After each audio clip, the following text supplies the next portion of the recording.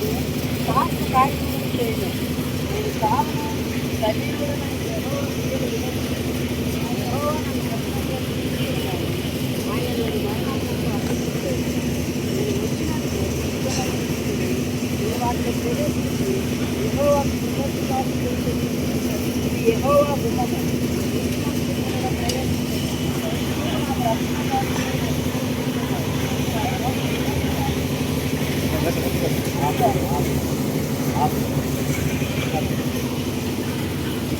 పరిశుద్ధుడు యేసు క్రీస్తు వందనాలు.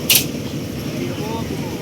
యా నీతిమంతుడు, యా ప్రభువా నీ మందిరం చూసి వారిని ప్రవేశించాలి. స్థలములో ప్రభా పడుతున్నటువంటి అనాథ ఆశ్రయాన్ని ప్రభు మీరు ఆశీర్వదించి విజ్ఞప్తించాలి. స్థాపిస్తుండగా ప్రతి విధమైన ఆటంకములు, సాధారణ శక్తులు, దురాత్మ శక్తులు యేసు రక్త బలం ద్వారా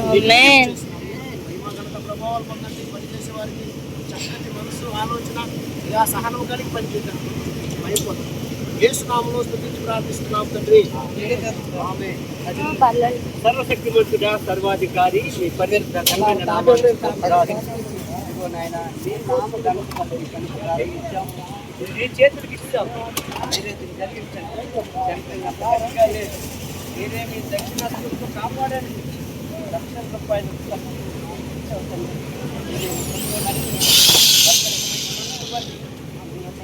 కార్యక్రమం ఆలోచించి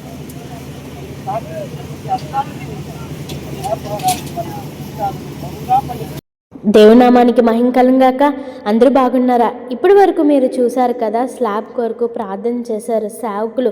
నిజంగా ఇదైతే మనకి చాలా ఒక ఆపర్చునిటీగా భావించాలి. ఎందుకంటే ఆశ్రయపురంలో అనాథాశ్రమం కడుతున్నామని మీ అందరికీ ఆల్రెడీ తెలుసు.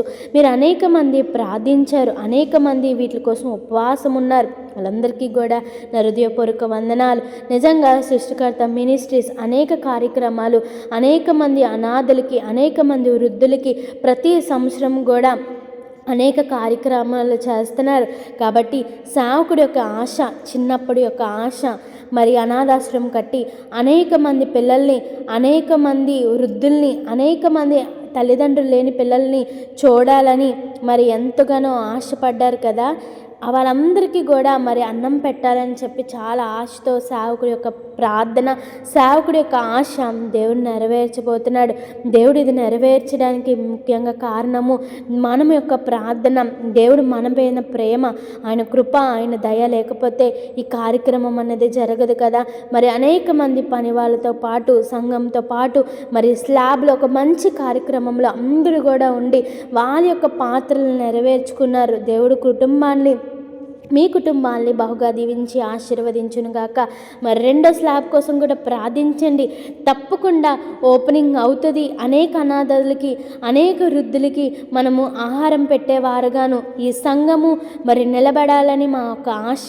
మరి సేవకుల కొరకు ప్రార్థించండి. ఇంకా అనేక కార్యక్రమాలు, అనేక మరి అనాథలకి మనం చూసే భాగ్యాన్ని దేవుడు మనకి ఇచ్చేలాగును మీ అనుదిన ప్రార్థనలో జ్ఞాపకం ఉంచుకోండి. బైబిల్ అంటుంది కదా, పేదలను మనకి ఆహారం పెట్టాలి. పేదవారికి ఆహారం పెట్టినట్లు మరి ఎప్పుడు మనకు ఆశీర్వాదం వస్తుంది. ఈ లోకంలో మనం ఏది చేసినా చేయకపోయినా సరే విధవరాల్ని, ముసలి వాళ్ళని, అనాథల్ని మనం చూడగలిగితే దేవుడు ఆశీర్వాదం నీ మీద, నా మీద తప్పకుండా ఉంటుంది. అలాగే స్లాబ్ అంతా కూడా బాగా జరిగింది.